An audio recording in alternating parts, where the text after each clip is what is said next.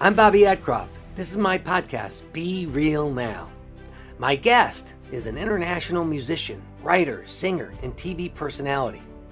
His music and live performances are engaging, entertaining, and educational. Raised in Scranton, he is one of 6 biological siblings in a family that included literally dozens of foster kids. He's a graduate of Scranton Prep. In college, he triple majored in English, history, and pre-med. A graduate of the University of Scranton, he further studied at Thailand, where he was awarded 2 Fulbright scholarships. He published several papers on political history and pursued his appreciation for entertainment and people, finding the common ground that connects us all, music, the universal language.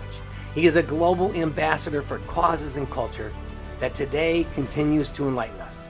He is Todd Lavelle. So my guest today is one of the most unique persons I've met, I could safely say, in my entire life, after just listening for over a tray of pizza and a couple drinks. Todd Lavelle. Todd, we just had a tremendous conversation at our kitchen table about growing up in Scranton.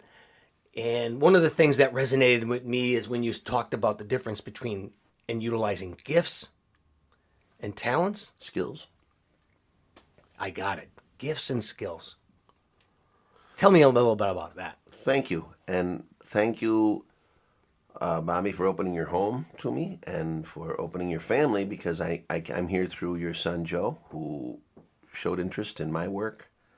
And we did a show the other night, and I'm reading people as I'm performing, and when there's a lot of storytelling involved, I'm looking at whose attention is there or not. And your son was riveted, was listening. And to me, that is a great honor and a great basis for friendship, collaboration. Like, oh, you can work with that guy. Because that's, in my work, that's what you need. Skills and gifts. I think it matters at times. It's not semantics. Because skills come with attachments, I believe. I'm sorry, gifts come with attachments, meaning debt.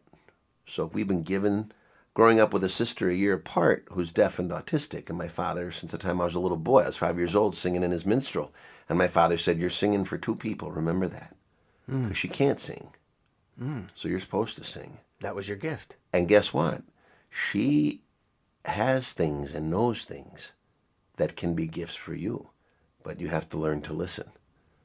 And so Greenridge Little League, sitting up on the mound behind the field, and my sister telling me in sign language, listen to the butterflies singing, watch the grass grow, and being laughed at or made fun of by other kids for that, but having this father that said, like, they don't know what they're doing. Yeah. That's, you find that. And having to write it out with her to understand it, that is gift/skill. Yeah. So the gift is, given this special person, the word specially abled has real meaning, the specially abled person. And then the skill is that I actually would sit and listen, and I actually would go through the process of trying to hear a butterfly sing. And little did I know that skill would become my living. I write and create and manage things that many other people maybe just look past. And yeah, you're a songwriter, you're a musician, a composer of television, movies and series, etc. Yeah. So growing up talented, having these talents, Bobby, is it's a weight. It's a weight. So going through school and knowing I could be a doctor, I could be a lawyer, I could be an actor, I at least had the minimal skills, gifts to do it. Mm-hmm. And my father was a tortured soul in that sense. He was an Olympic trial diver. He was a football player, basketball player. He was a tremendous actor. He won nationals in public speaking in 1955. I won the same thing in 1985. But it tortured him. And he died young because he began to see everybody else as dumb or, they don't get it. They don't, and it's lonely. And I made a promise looking at him as he was dying that this was my best friend. And I said, I'm not going to do it this way. I'm gonna remember how to laugh, and I'm gonna remember that I'm dumb in many areas. I can't do carpentry like a lot of guys. I can't, whatever. And But Todd, how old were you at that time? I was 18. My dad died when I was 20. And I think, Bobby, as a father, maybe you feel this. You're handing off the baton all the time, in that you've done it pretty well to a certain degree, and then you're tired, or you hand it to your kids, and then it's amazing to watch. Oh, they can run, like better than me. And I believe very deeply in a very practical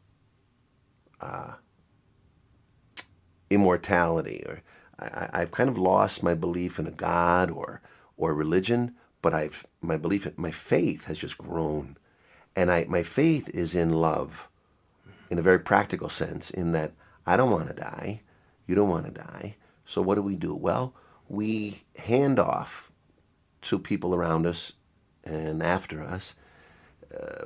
I call it culture, and culture is just a vehicle of love. It's just, would you please remember me?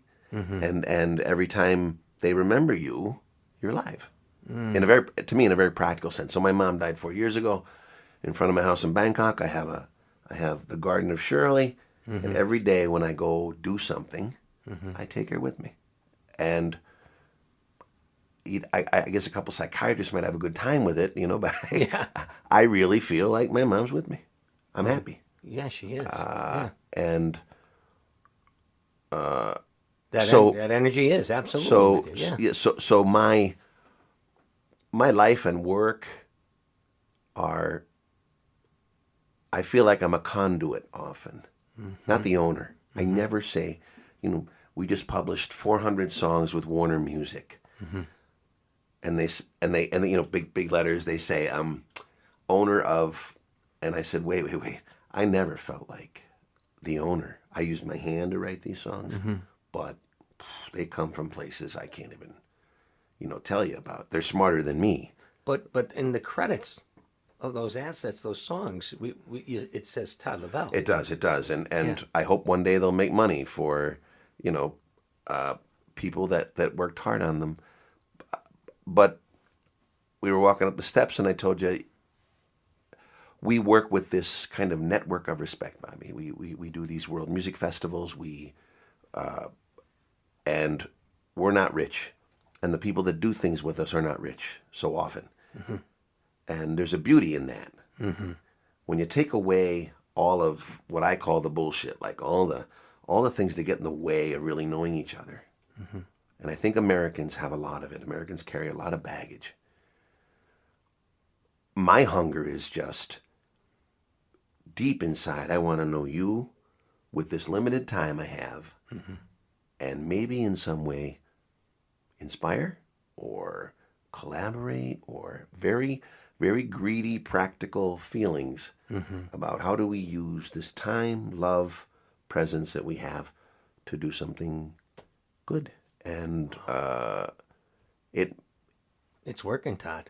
Thank you. But in the act of all that, Bobby, there is this very visceral happiness.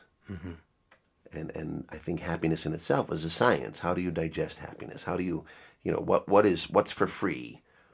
And the tragic thing about America, or many, many places you might say that are developed, is people who are content and happy don't buy a lot of stuff. Right. And that's not good for businesses, because the economics are built on that mean word, growth. It's not okay to just be making a living. You got to grow. And grow means victim. It means you got to take resources from somewhere. You got to, the bottom line is, I'm interested in that deep happiness that you might inspire someone to see or create in their lives. And with my time left on the planet, that's all I want to do. The happiness that resides within you. within you, and then the excitement of sharing it. Yeah. Like, I'm 58 and I get really excited in every day. Yeah. Yesterday teaching my niece to play ball, and she finally, like, her jump shot looks pretty good. Yeah. And I will take that excitement, take it meaning digest it. Mm-hmm.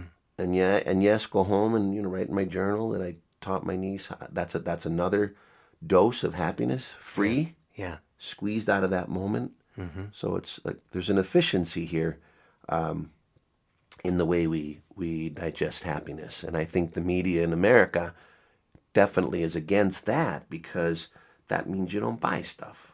Yeah. If you're content and you're okay. Yeah. So briefly, for listeners, I'm sorry to be out here on planet Mars with these ideas. Very basically, I grew up in Scranton, Pennsylvania, on Penn Avenue, what they call Germ City, like the tough part, in between Pine Brook and Greenridge. So Greenridge started around St. Paul's. Yes. Yes. And those were all like good-looking people and correct, and but we were on the other side, and grew up in this house. My parents, having a special daughter, began to take kids in to watch her at times. And then my father started this minstrel group. I was 5 years old. Wow. We blackfaced 2 years before it became illegal. 1970, you couldn't blackface anymore. Right. But we had an old, like, black field holler spiritual. Yeah. And when I got older and realized what a gift, I had 200 songs in my pocket when I was a little kid. I could sing all the field hollers. Chicken in the bread by picking up dough, chicken in the bread by picking up dough. I looked over Jordan, and what did I see? When I was a little bitty baby, my mama would... And these were, again, gifts. Yeah, that's a gift. And then when 1970 came, he changed the show to this American Young, he called it. Yeah. And in that group of ours, Bobby, was, I'll say, 30 kids that started to not only practice together, some of them would come and stay at our house. Like, hey, can we stay the night? And at that time, there was, the drinking laws in Pennsylvania, New York differed. New York was 18, PA was 21. Yeah. You may remember as a young person driving across the border. Oh, down 80, up 81 Right. to Binghamton, And New York, yeah. A lot of people died. Yeah. And my father said, all right, 16, 17-year-old kids. He said, you can drink, but you don't leave this house. So, and it was this little house, rear 1326 Penn Avenue. So we had mattresses. We'd lay down at night. Yeah. We'd sleep all together. But what happened with all that was, then the talking starts, then the music starts, and in that little group of 30 people, there were like 2 All-American football players, and there was a guy that taught me about writing. He would bother me about writing. His name was Michael King. If you know Sex and the City, Of course. or Two Broke Girls, that's Michael Wyoming King. Avenue, yeah. Right. His mother, Eleanor, worked at our family donut Oh, shop, okay. Krispy Kreme, yeah. So her sister-in-law would be Mrs. King from Penn Avenue. Okay. And she was the seamstress for our show, and they had like 9 kids. Well, at that time, everybody in Scranton had at least 9 to like 14 kids. You know what I mean? They did.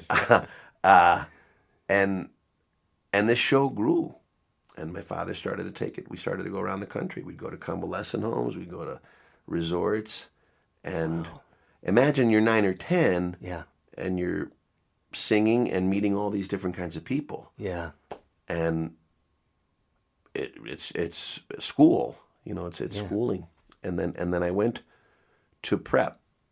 And when I went to prep, this foundation of knowledge and the hunger for knowledge that my parents had given us, and these older kids had given me. Yeah. And remember, that was Vietnam. And the beauty of what happened during Vietnam, if you weren't a victim, was the arguments were visceral. This was a real crack. And I laugh today when people say, we've never been this divided. Really? Were you around in 1972? Because it was divided. And my father was on the side of Nixon and you don't question this shit, and this is, the government's good. And around me are all these older brothers saying, that's bullshit. Yeah. And I had an older brother who was a CO, like a conscientious objector. Do you remember? Yeah, I do remember that. I think Muhammad Ali was. Muhammad Ali was. Yeah. And Kareem Abdul-Jabbar was, I believe. Jabbar was. Changed his name, yeah. Mike Hanley, who became the director of United Services here in just retired. And he would argue with my father, and being, as a kid, it's like the Clash of the Titans, like, whoa, what did he say? What did he say? Yeah. And I began to ask, how do you know? Oh, well, read, there was no internet then, read this book. And my father at one time saying to me, Jesus Christ, all you do is ask questions. Read goddamn Will and Ariel's Durant's History of Civilization. Yeah. And I said, I got mad. I will. And I found it, and it's, if you've ever heard of this, it's like 10 volumes, And I just snuck in my attic, and I was going to read the History of Civilization until I could argue with them about Vietnam. Wow. And one of Mike's friends deserted to Canada. He wouldn't go into the war. Yeah. And my father was livid. Like, how can you do this? How can you do this to us? Why you don't believe in your country? And August 9th, I believe, 1974, Nixon resigned. And my father's world cracked. Wow. Watergate got to Nixon, of course. And we're all sitting around my father, and Nixon's resigning. And I said it was like Tom and Jerry when he gets hit and cracks inside. Yeah. And my father just broke down crying. Yeah. And he's yelling, Mike, where is that? Where's your friend? I want to apologize. I can't believe we've been duped. My generation's been duped. He's walking around the house. We've been duped. Oh. And then he made me, find out who's McNamara and why, and then I got excited about it. Sure. To understand where's this from? How do we get to this point where, and went to prep and had these wonderful Jesuits and smart people. Bob Bergman, who lives down the street, taught history and inspired me to read history. Yeah. And then to the University of Scranton, where it was like times 10. Yeah. Brilliant priests who just knocked my head left and right. Why don't you know this? Why don't you read this? This kind of thing. And at the time I worked all through college. Briar Sunoco. Yeah. Music Street, yeah. Right behind your old Krispy Kreme store. That would be Wyoming and Scranton Plumbing. Yeah, and there was like a little shop. Poplar Street, yeah. That did chemicals. Okay. I worked cleaning those chemical barrels. I probably have all kinds of, I'll have a green head in a few years or something. And and then I went to the U. Yep. And because I was paying for my own education, I was, you could even say, arrogant about what I studied. Mm-hmm. And I took pre-med, history, and philosophy, like these three majors. Yeah. And I just want to learn. Yeah. And I became an honor student sophomore year. Yeah. Which meant you could create your own classes. Mm. So the first thing I did was I said, I want to understand Vietnam. So I took this, year course, but in the middle of it, I said, geez, this is all American points of view, isn't it? What did Vietnamese guys say? Wow. So I started writing letters to the Vietnamese government in Hanoi. As a sophomore in college? Yeah. I said, I want to know, and again, enablers. Yeah. Like, this young man does what he does because you enabled him. You know what I mean? Mm-hmm. One parent might say, what are you doing? Get a job, sell cars. Right. So these priests, I'm thinking of Father Masterson, who didn't even like me, but he enabled me. Like he said, okay, if you want to do it, you got to read these 12 books first. The history of, you have to read Ho Chi Minh's prison diaries. Yeah. And you have to read this and this and this. And the hunger just grew. Wow. Like, whoa, yeah. And then I wanted to know more. So I said, can I study Asia? And they laughed in 1983. Like, what? Asia? Yeah, where's Asia? Isn't that right past Manuka? Yeah.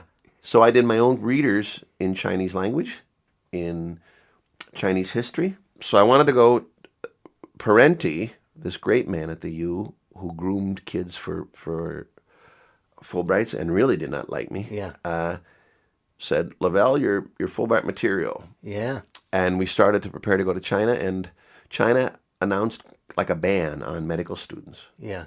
So I said, well, what's second best? Yeah. And I was a stoner in college. I got stoned now and then. I didn't drink. Yeah. Because I played once in a while at Scanlon's bar. Right. Like we did shows. On Mulberry Street, yeah. And I said, this drug sucks. Look at these people. They got cigarettes in their ass. Like, what's this? And stoners were total opposite. Like, we would climb mountains and read Greek to each other. Yeah. Like, that was fun. Yeah. So I said, why is marijuana illegal? And Dr. McDermott, this wonderful woman at the U, said, there is the beginning of research in marijuana, but it's still a class 1 drug. Yeah. But we can do it. And we did a year project on the effects of alcohol and marijuana. Yeah. This is 84. Wow. And I was livid, Bobby. Like, wow, look at this. There's no effect. And alcohol doesn't miss an organ. It hits every organ. Yeah. Why? And then I began to think, wait a minute, the system maybe isn't so good. And she said, if you want to know herbs, you go to China or Thailand. So you studied biology then? So I did my Fulbright, and medicine is probably the most competitive Fulbrights. Yeah. So I said, hey, what can we do here? And then I thought, wait a minute, what if they invite me? So I started writing to all these professors in Thailand who I didn't know and saying, your research is fascinating. I'd like to be part of it. Yeah. And I got invitation letters. Yeah.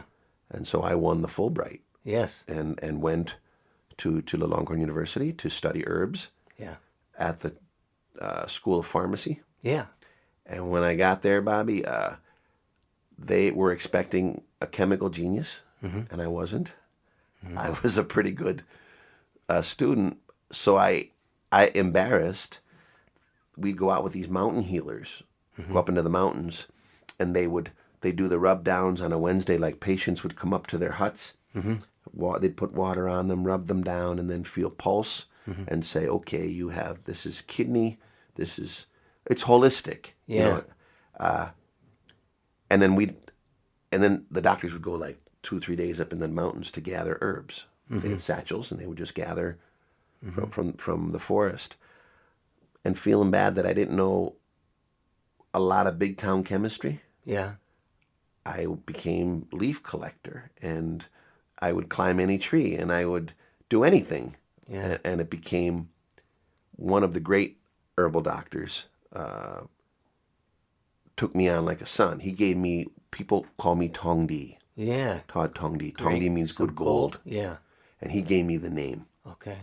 But he had a hair lip. And so we're up in the mountains one day, and he turned to me and he said, Todd. Yeah. Todd. Yeah. Todd. Yeah. Todd Bandino. Todd is a bad name. And I said, oh, well, give me a name.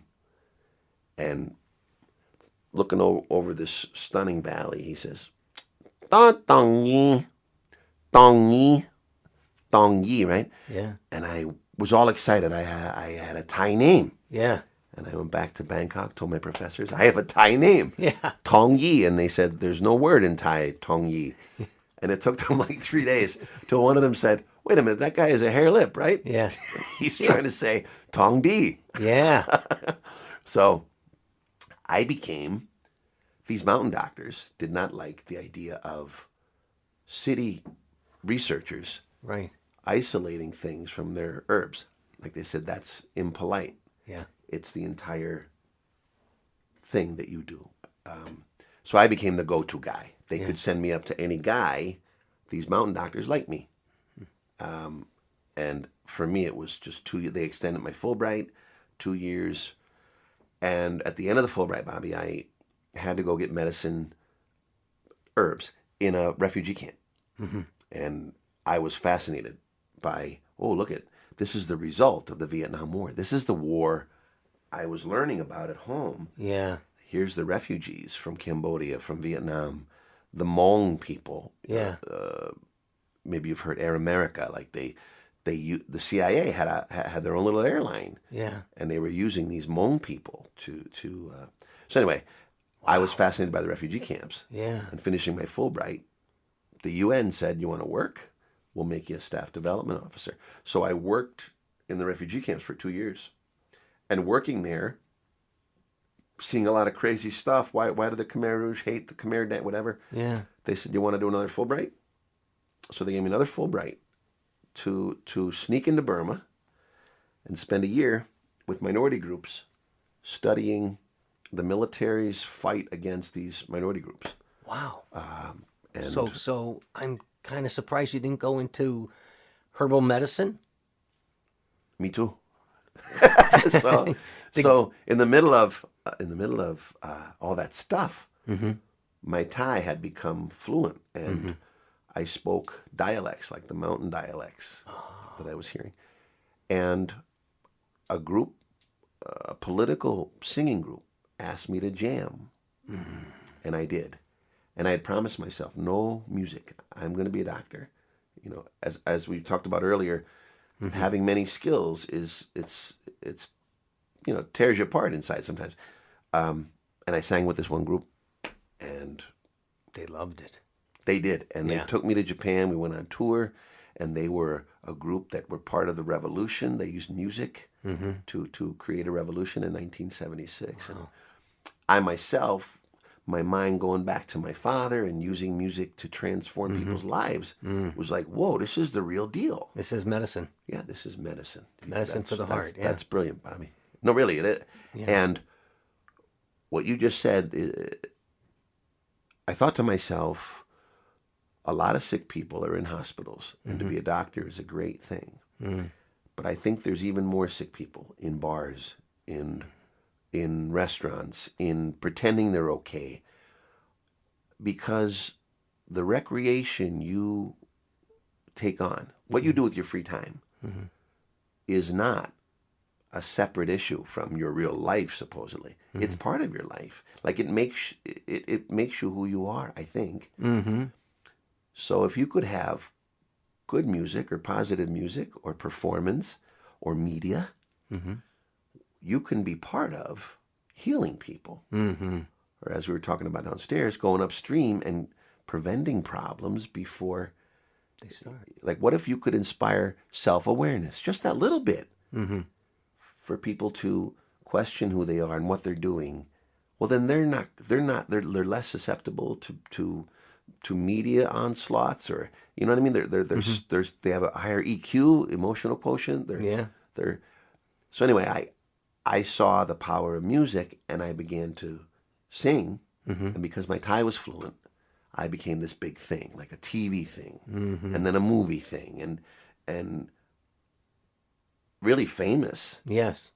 And all the record companies came and said, all right, you cut your hair, you shave the beard, and we do love songs, and we make a lot of money.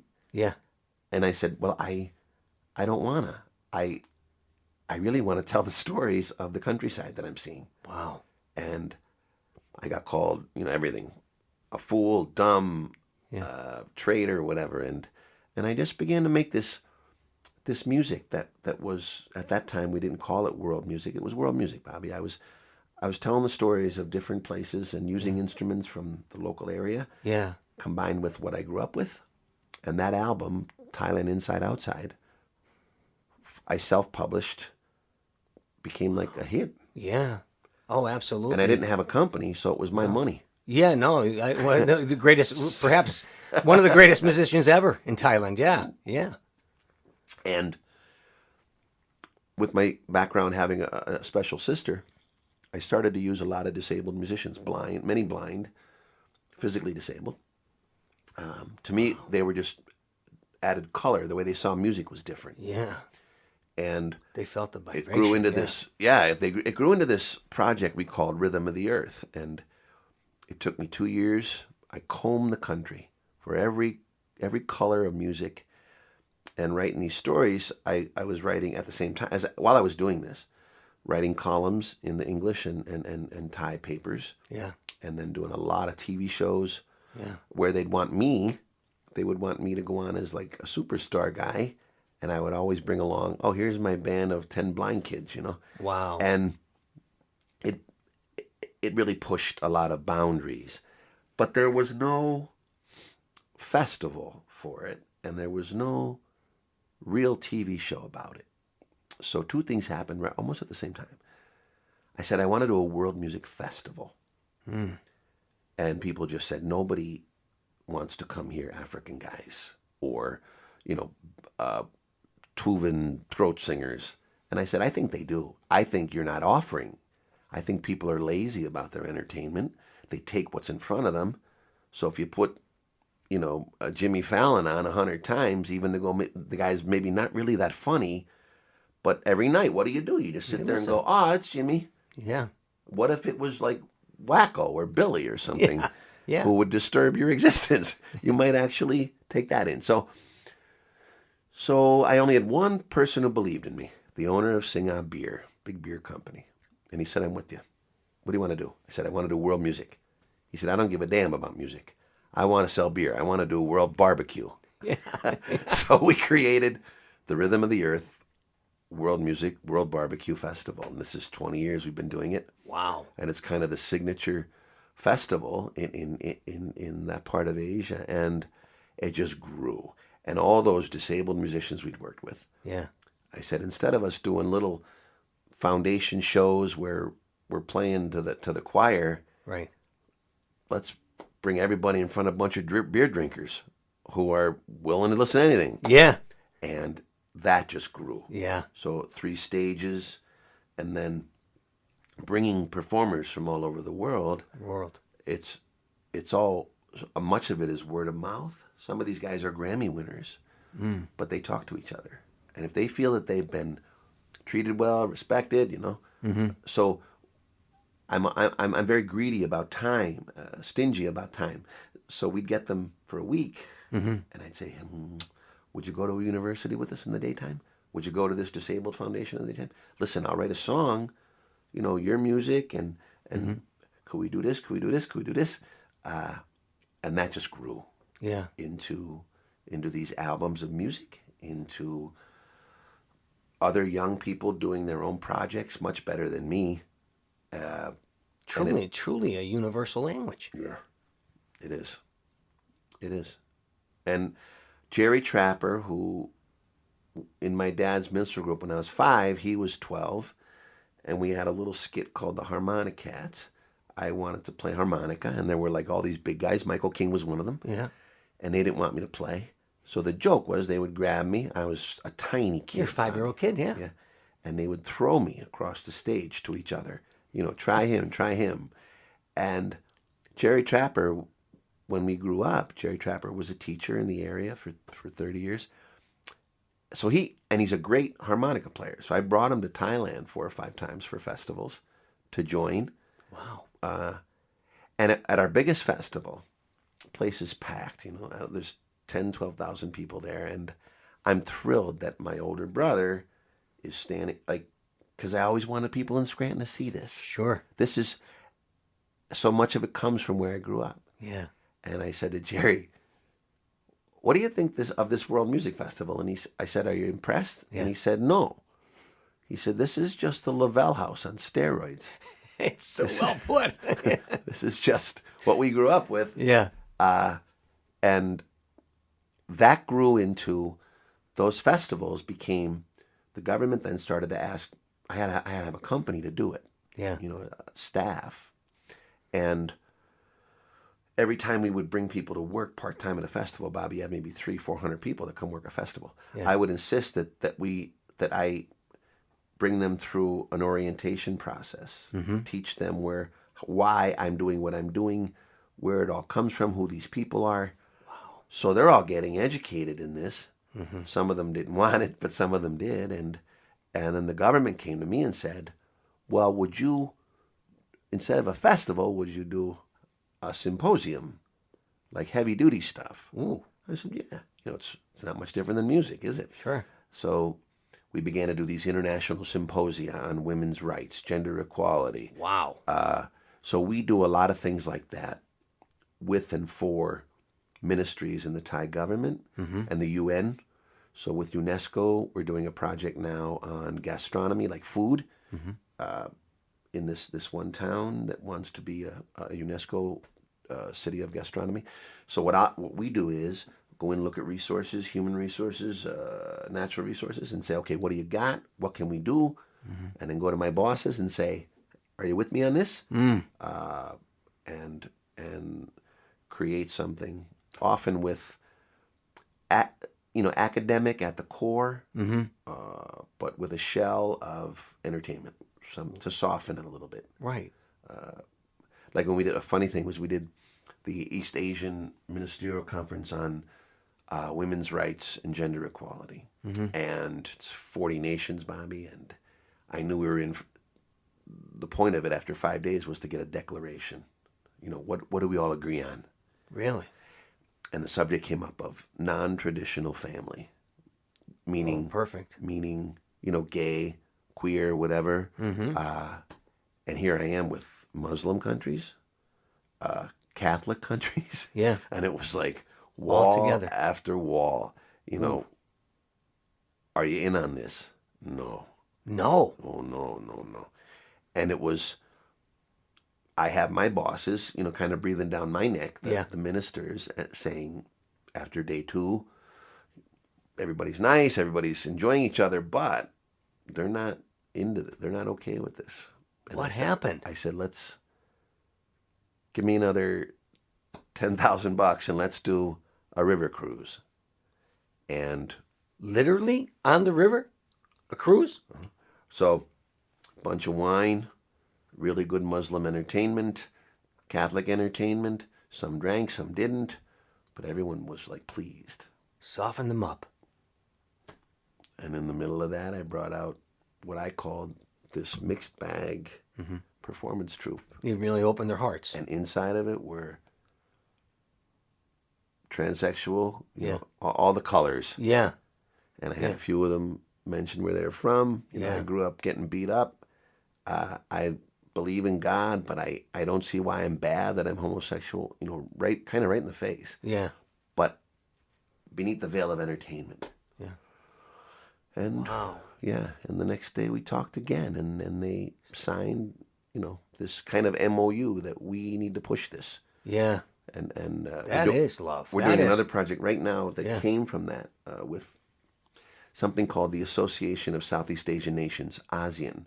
Biden, 2 days ago, was at the meeting because the U.S. has been out of Asia for too long, and Biden's trying to get us back into. It's a 10-nation group, Bobby, that does economically. It's very strong, and we need to do business with them, that kind of thing. But so I mean, music can do that, or we're, the possibilities. So that's, that can unite the world. It can, and I,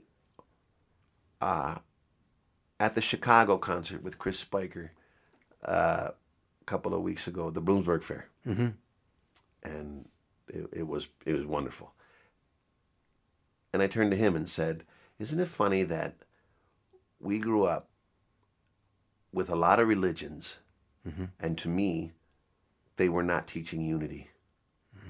They were there's some good things in them, but." Look at this religion we had from the beginning. We had this thing called music, which is a completely proactive experience. Like you pay or you do something to get there. And then for 2 hours, you share without ever thinking about sin or is somebody bad or somebody good. You just focus on this, and it's not even, I don't believe it's just having a good time. It's this intrinsic need for community. Can I tell you something, Todd? It reminds me, when you say that, I think of my stay at Sloan Memorial Kettering Hospital a few years back. And this one particular day, I could barely lift my head off the pillow. And I had music therapy sessions twice a week. Get a knock on the door. My wife was with me the whole time, and she said, "Oh, it's your music therapy session. Could you do it?" She said, I jumped up. "Yeah, give me my sheet music. Yeah, come on in." And within 10 minutes, it was as if I was cured. I was singing and dancing and having a great old time. Yeah. So you must have had a lot of conversations with death. Yeah. On that journey. Sure. how did your feelings about death develop? Like from, I'm sorry, I don't know how long you were sick. When did you get it? You know what? It was November of 2018, right around Thanksgiving, and I was fatigued. I was extremely fatigued all the time. My wife and I go for a walk every day, and we'd go for our 3-mile walk, and half a mile in, I'd say, I got to sit down, I'm tired. She found that very peculiar and got in touch with a doctor for me to get blood work. And when the oncologist saw my blood work, I remember he said to me, I don't know how you're standing up. Really? You have something and it's very bad. And this is an oncologist, so I thought, oh dear, I'm in trouble. And within a short while later, I was diagnosed with a rare form of leukemia, myeloplastic syndrome. And originally they said, you got a couple months to live. When you first heard that, you kind of reject it and don't believe it. But it was a very short period of time after that I accepted it. I was like, I had a phenomenal life. I married the dream of my life. I have 6 incredible kids. At the time, we had 7 grandchildren. We have 8 now. I was like, I'm okay. But it was my MD here in Scranton, Dr. Linda France, said, that's not okay. You can't just say that. These people love you. You have a lot yet to contribute in life. Mm. So I bought into that. I thought, what, you're right. I do. I have a lot to do. And one of the things that I thought in that time was doing, interestingly enough, a podcast. Talking to people, listening to people, hearing stories. So, that's nearly 3 years ago. Thank God. All has been well. When you said I was okay with that before that doctor. Yeah. What did you think death was? Like what did you picture? You die and it's over? No. I believe in the Einstein theory of and I may not be saying exactly right. Energy cannot be created nor destroyed, just transformed. So to me it was, I'll be something else. My energy will be there. And I'm okay. This was good. And then when that doctor said, but you got to live for these people. Well, I felt like I was being selfish when I said, hey, I'm good. I had a great run. I felt like, what? I could contribute to a lot more people. And they need me. They need me, and people love me and care about me. That I made my mind up that I'm not done. I have a lot more good to do. Mm. I'm a prayerful man, and I had that come to Jesus type of talk with myself, saying, you know what, God, I could do a lot of good. I believe I'm a good man, but I could do a lot of good. I mean, the way you must be living now, every day is a gift. This gift, and the way you see people and see. Yeah.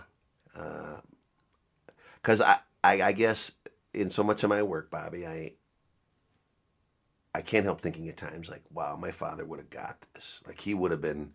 Yeah. Where so much of my work is a lonely effort in that I create something from nothing all the time. Yeah. And many projects we've done, even my staff, they laugh at the initial idea. Like, hey, what if we did this? Whoa, what? Yeah. What? And I push through. Yeah. And I've had things that didn't work out, but a lot of it does. And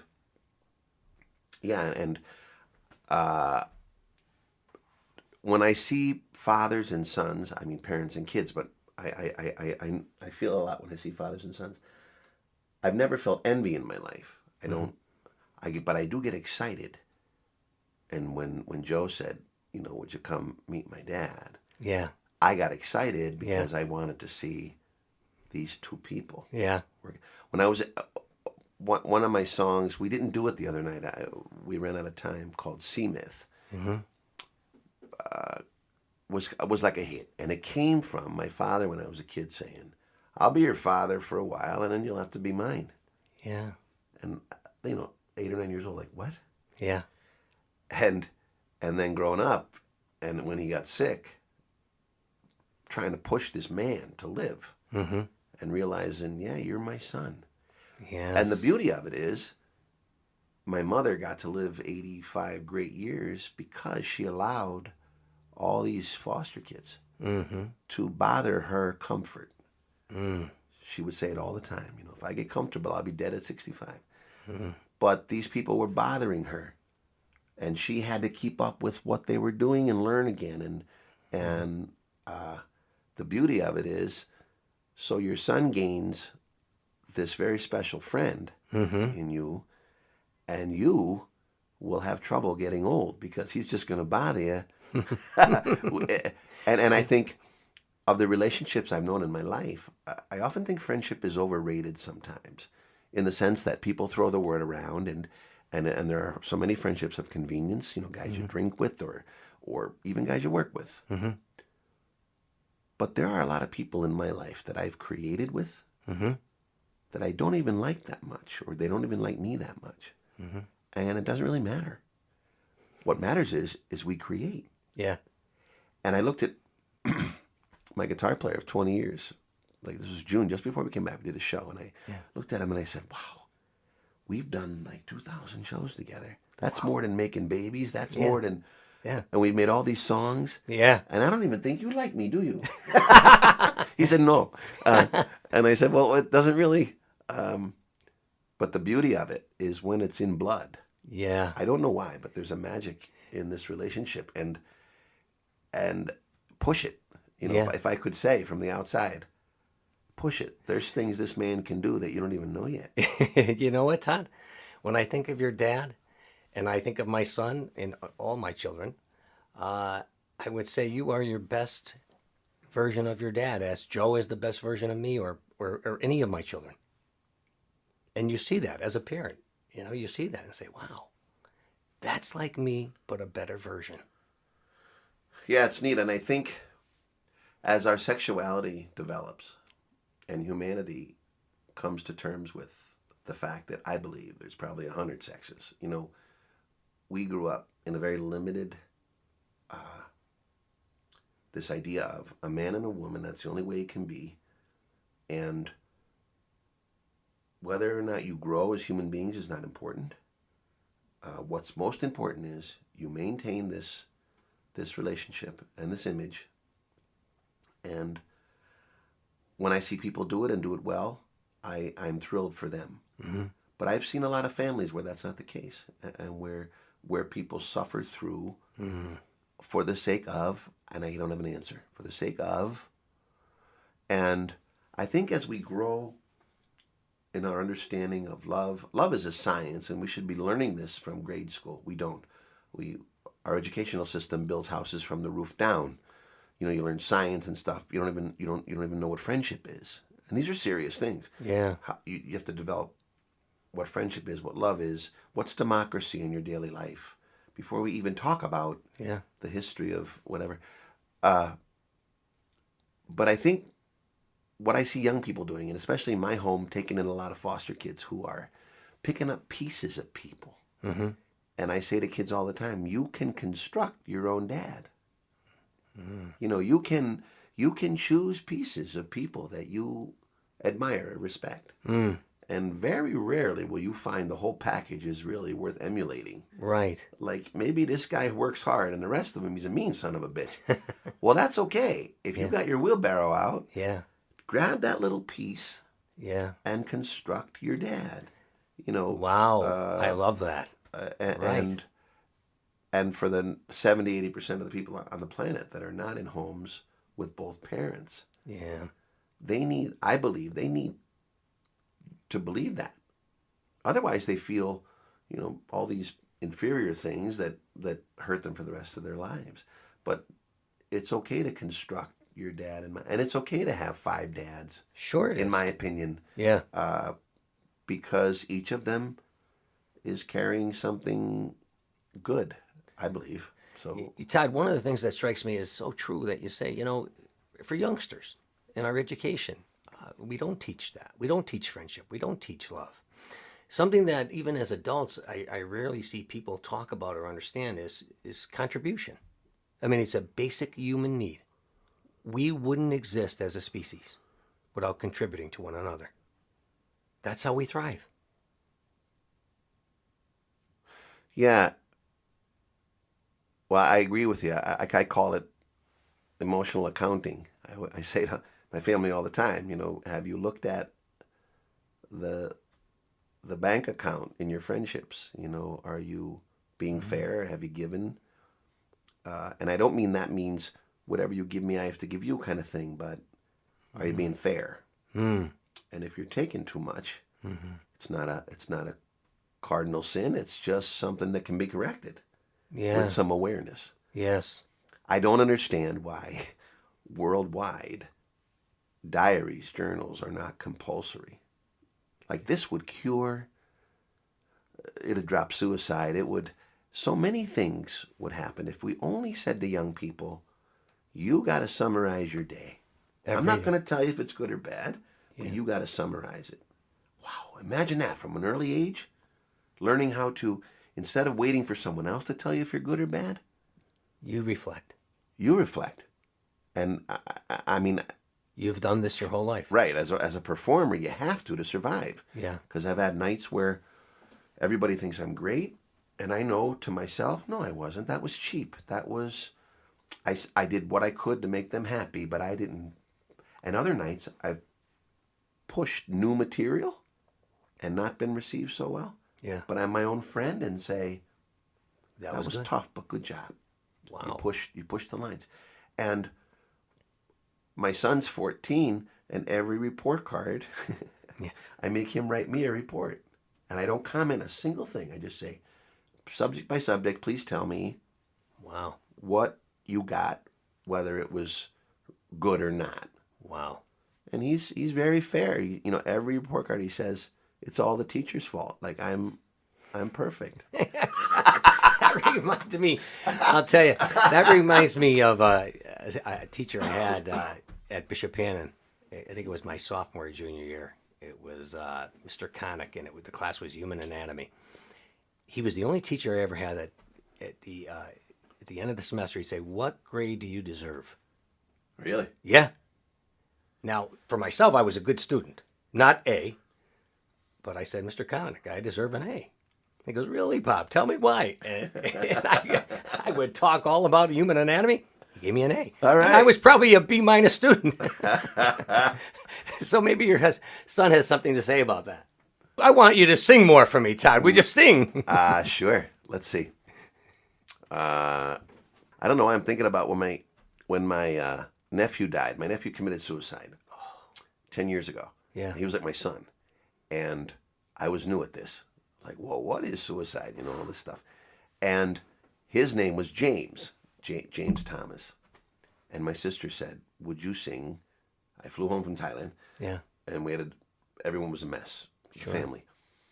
So we're trying to put this all together. And she said, well, you sing Sweet Baby James. And I said, holy God, can I get through that? That's going to be tough. And James Taylor plays unbelievable guitar. If you're a guitar player, like it's difficult stuff to play. Yeah. So I had to sing it a cappella. Yeah. And I have a cold. There is a young cowboy, he lives on the range. His horse and his cattle are his only companions. He works in the saddle and he sleeps in the canyons, waiting for summer, his pastures to call. And as the moon rises, he sits by his fire, thinking about women and glasses of beer, closing his eyes as the doggies retire. He sings out a song which is soft, but it's clear, as if maybe someone could hear. So good night, you moonlight ladies, rock-a-bye, sweet baby James. Sweet greens and blues are the colors I choose. Won't you let me go down in my dreams? And a rock-a-bye, sweet baby James. Wow. For JT, that was his birthday yesterday. Wow, man. That is awesome, Todd. I saw James Taylor about a month ago up at Bethel Woods. You like James Taylor? Yeah. My dad had this group I was telling you. Yeah. And we're singing all these old spirituals and stuff. And he would get forced into listening to new music. New music, he called it. Mm-hmm. And he had me listening to like Eddie Arnold, Johnny Cash. Johnny Cash, boy, you got to sing Johnny Cash. Now, do you do some Johnny Cash? Coming around the bend, I ain't seen the sunshine since I don't know when, but I'm stuck in Folsom Prison. Time keeps dragging on. When I hear that drag coming, I hang my... And the coolest line in a song, right? Yeah. But I shot a man in Reno just to watch him die. Yeah. When I hear that train a-coming, I hang my head and cry. So we're doing these shows, and he's getting the Vietnam CO guys telling him, Mr. Lavelle, you got to open up. There's all this cool music. And this was the end of the 60s. Wow. And Joe, if you could understand the feeling at that time, the hippies were hurt. It had failed in their feeling. It didn't work. When in fact they were right about a lot of things, I think. And along comes these singer-songwriters, like looking at their own navels, saying, screw it. I can only tell you what I feel. Yeah. Cat Stevens. And then this kid from North Carolina who graduates high school and commits himself to an asylum. He thinks he's nuts. And his father's the dean of North Carolina Medical School. Family of success. He's a total washout. And he makes friends with the lady across the hall and thinks she understands the world. And her name was Suzanne. And he writes this song. Just yesterday morning, they let me know you were gone. Suzanne, the plans they made put an end to you. I woke up this morning and I wrote down this song. I just can't remember who to send it to. Oh, I've seen fire and I've seen rain. I've seen sunny days that I thought would never end.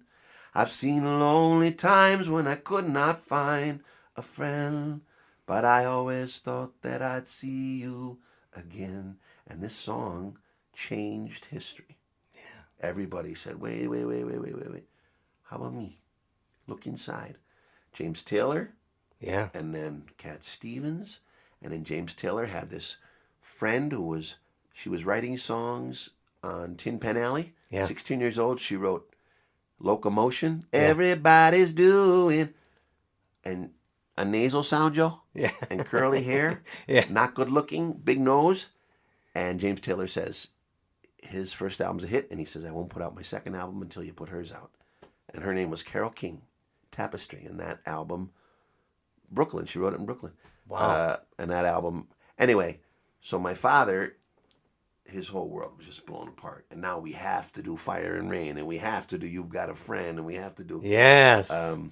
Yeah, anyway. And for our listeners, my son Joe is coordinating all this for us, and he's right here with us. Yeah, I want to thank Joe. And if you like this podcast, it's because of me, Todd Lavelle. Thank you. And if you don't like this podcast, it's because of Bobby and Joe Adcroft. Hey, Todd, let me ask you, now the Cat Stevens stuff. Oh, don't even start that. Oh, you do a little bit of that or Joe's not? already tired. Oh, no, man, I love it. No. How about the Cats in the Cradle? Child arrived just the other day. He came to the world in the usual way, but there were planes to catch and bills to pay. He learned to walk while I was away, and he was walking before I knew it. And as he grew, he said, I'm gonna be like you, Dad. You know I'm gonna be like you. And the cat's in the cradle and the silver spoon. Little boy blue and the man in the moon. When you're coming home, Dad, I don't know when. But we'll get together then.